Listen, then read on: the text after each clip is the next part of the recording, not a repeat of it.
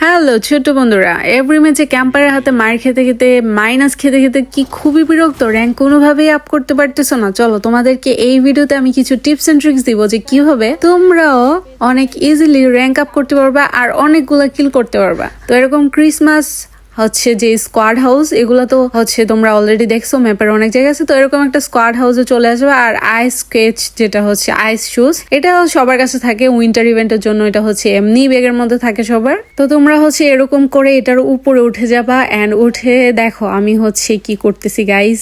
এই জায়গাটাতে তোমরা একদম হোল্ড করবা আর দেখো পুরা এলাকার সব এনিমি তোমরা এখান থেকে ইজিলি মারতে পারবা। আর যত বেশি কিল করতে পারো তত কিন্তু বেশি প্লাস পাবা ম্যাচে, মানে র্যাঙ্ক অনেক ফাস্ট হাই হবে যত বেশি কিল করতে পারবা। আচ্ছা, শুধুমাত্র ক্যাম্পিং করলেই কিন্তু র্যাঙ্ক আপ করা যায় না, ক্যাম্পিং এর সাথে সাথে কিন্তু কিলটাও ইম্পর্টেন্ট। সো এইখান থেকে কিন্তু তোমরা ইজিলি প্রত্যেকটা এনিমি মারতে পারবা, মানে আশেপাশে যত এনিমি আসবে সবগুলোকে তোমরা ইজিলি কিল করতে পারবা অ্যান্ড হচ্ছে তোমাদের র্যাঙ্ক অনেক ফাস্ট আপ করতে পারবা। তো এরকম মজাদার টিপস এন্ড ট্রিক্স কে লিয়ে মিস্ট্রিয়াসকে ফলো করো অ্যান্ড ভিডিওটা শেয়ার করে দিও। টাটা। সুন্দর মতো সব ফিনিশ করে দিতে পারবো।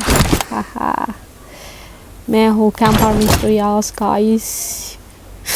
मैं आप लोगों को यम्मी यम्मी कैंपिंग का टिप्स एंड ट्रिक्स देती हूँ। फॉलो करके शेयर कर दो गाइस मेरा यूट्यूब तो फेसबुक चैनल, बस सब्सक्राइब कर दो।